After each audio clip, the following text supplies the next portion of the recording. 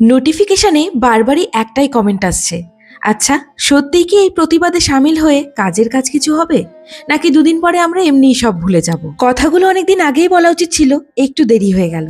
আচ্ছা বলুন তো, আমরা মা বাবারা যারা ছোট্ট থেকে একটা শিশুকে যত্নে কোলে পিঠে রাতের পর রাত জেগে ভালো করে মানুষ করে তোলার চেষ্টা করি, যেখানে আমরাই সেফ নই সেখানেই ছোট্ট ছোট্ট মানুষগুলো যারা এখনো পর্যন্ত মায়ের কোলকেই সারা পৃথিবী বলে মনে করে, তাদেরকে কিভাবে নিরাপত্তা দেব?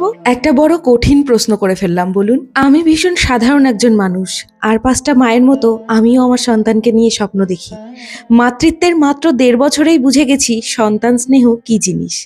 তাহলে ভাবুন তো, সেই সমস্ত মা বাবার কথা যারা তিল তিল করে তাদের সন্তানকে আজ এই পর্যন্ত নিয়ে এসেছিলেন। সত্যিই গা শিউরে ওঠে তাদের মনের অবস্থাটা এখন কি সেটা ভাবলেই। খুব ছোটবেলার কিছু কথা এখনো মনে পড়ে।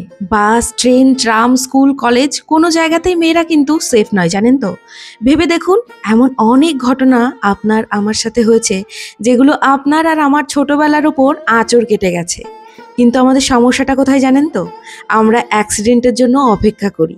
অ্যাক্সিডেন্টের আগে সতর্কতা অবলম্বন আমরা কখনোই করি না। তাই শুধু নিজেদের জন্য নয়, আপনার আমার আমাদের প্রত্যেকের সন্তানদের জন্যে, সর্বোপরি ভবিষ্যৎ প্রজন্মকে একটা সুস্থ সবল পরিবেশ দিতে, একটা সুস্থ সমাজ দিতে আমাদের সকলের উচিত আর.জি. কর মেডিকেল কলেজের ঘটে যাওয়া ঘৃণ্য কাজের প্রতিবাদে সামিল হওয়া। তাই এই প্রতিবাদে সামিল হয়ে আদেও কোনো কাজ হবে কি হবে না, দুদিন বাদে আমরা সবটা ভুলে যাব কিনা, সবটা থিতিয়ে পড়বে কিনা, এই সমস্ত কিছু ভাবার আগে আমাদের প্রত্যেকের মনে রাখা উচিত, আজ থেকে বহু বছর আগে যদি স্বাধীনতা সংগ্রামীরা যুদ্ধের মাঠে না নামতেন, তাহলে আমরা আজকের এই স্বাধীনতা দিবস দেখতে পেতাম না। যুদ্ধে নামার আগে তারাও কিন্তু জানতেন না যুদ্ধে তারা জয়ী হবেন কি হবেন না, কিন্তু সেই বীর সাহসীদের জন্যই আজ আমরা ৭৮তম স্বাধীনতা দিবস পালন করতে চলেছি। তবে আজকে 2024-এ আজকের দিনে দাঁড়িয়ে একটা বড় প্রশ্ন উঠে আসছে, সত্যি আমরা কতটা স্বাধীন হয়েছি?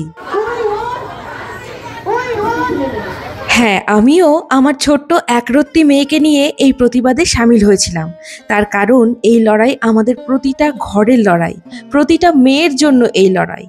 আজ যখন আর.জি. কর মেডিকেল কলেজ, যাদবপুরের মতো বড় বড় জায়গায় এমন জঘন্য কাজের কথা শুনি, আমারও বুকটা কেঁপে ওঠে মা হিসেবে। পড়াশোনার জন্য প্রয়োজনের তাগিদেও একদিন আপনার আমার মেয়েকে বাইরে যেতে হবে। তাই চলুন ওদের ভবিষ্যতের কথা ভেবেই আমরা শপথ নিই যে কোনো স্বাধীনতা দিবসেই যেন আমাদের আর মোমবাতি মিছিল না করতে হয়। একটা সুস্থ দেশ, একটা সুস্থ সমাজ ওদের জন্য থাকুক, যেখানে মুক্ত আকাশ, খোলা হাওয়ায় বেড়ে উঠবে ওদের শৈশব। ওরা বড় হবে বীর সাহসীদের মতো।